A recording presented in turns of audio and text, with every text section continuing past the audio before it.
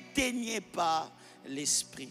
Alors que l'apôtre Paul écrivait, donnait des directives à l'église de Thessalonique, il parle de la joie, il parle du comportement vers les pères, vers les personnes qui enseignent lorsque vous lisez le chapitre. Mais quand il arrive au verset 19, il dit n'éteignez pas l'esprit. C'est quoi éteindre? Le mot éteindre en hébreu, sbenium, qui signifie mettre hors du feu. Ce mot a l'essence d'étouffer, d'entraver les opérations du Saint-Esprit. Et l'apôtre Paul prend la peine de comparer le Saint-Esprit au feu.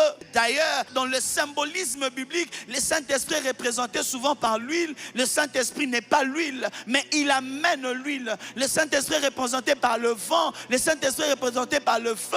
Le Saint-Esprit est représenté par l'eau. Il n'est pas ces choses, mais les qualités qui accompagnent ces éléments définissent de foi la mission et la personne du Saint-Esprit. J'en parlerai à la fin de mon message. Et en comparant l'esprit au feu, il dit n'éteignez pas l'esprit. Et ce mot veut dire quoi? C'est étouffer, c'est arrêter, c'est persister dans le mal. C'est quand nous empêchons de couler dans le don spirituel. Éteindre l'esprit, c'est arrêter l'action de l'esprit. C'est étouffer, c'est persister dans le mal. Alors que l'esprit veut t'amener quelque part. Tu veux pas. C'est arrêter de suivre la direction de l'esprit. C'est empêcher l'influence du Saint-Esprit dans ta vie. C'est arrêter le travail de l'esprit qu'il est en train de faire. Que ce soit dans ta vie et dans l'église. Parce qu'en premier lieu, il parlait à l'église locale. N'éteignez pas l'esprit.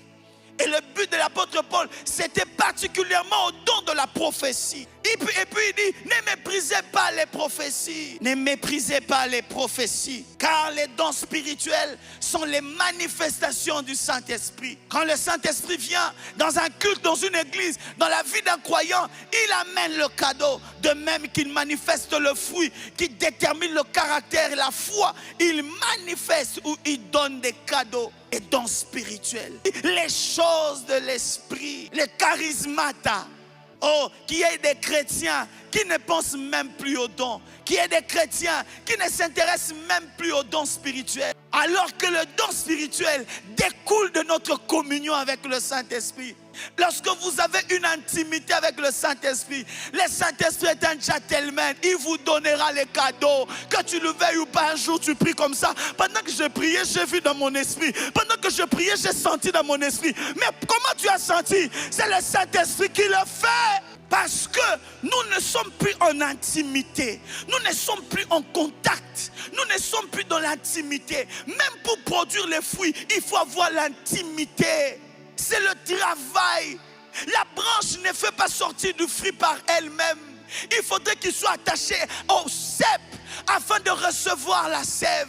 La branche essaie seulement de rester là et reçoit la sève, la vie du Saint-Esprit, la communion. Tu produiras du fruit. Le manque de fruits, le manque des dons présents dans l'église dit ou nous rappelle que nous avons éteint l'esprit. C'est étouffer, c'est résister. Laisse le péché, va, fais ceci. Tu résistes à l'esprit. C'est ignorer l'incitation de l'esprit. C'est négliger ce que l'esprit veut faire avec toi. C'est négliger l'action du Saint-Esprit. Lorsque vous êtes en intimité avec l'esprit, il veut faire des choses avec vous. Il veut que vous deveniez prophète de votre famille. Il veut te parler. Il veut dire des choses. Pensiez-vous aujourd'hui qu'on vient, on prie, on fait 1 heure de prière et Dieu n'a rien à dire? Quelle est cette intimité où les gens ne causent pas? Quelle est cette amitié où les gens ne parlent pas? Tu n'écoutes plus Dieu. Tu n'entends plus la voix de Dieu. Tu ne comprends plus ce que l'Esprit veut dans cette saison. Tu ne sais même plus lire les saisons de ta destinée. Tu te comportes toujours de la même manière. Un homme spirituel ne se comporte pas toujours de la même manière dans chaque saison de la vie. Parce que dans chaque saison de la vie, il y a un comportement prophétique à avoir, les actes prophétiques à opérer, les changements à opérer. Et l'Esprit va t'enseigner. C'est dans son rôle, c'est dans sa mission de nous dire, Samuel, tu es dans cette saison, va comme ça. Mais quand tu ne fais pas ça, tu éteins l'Esprit. Tu empêches au Saint-Esprit de continuer l'œuvre à laquelle il est appelé. Tu es dans le département, on te dit reste ici, fais ici.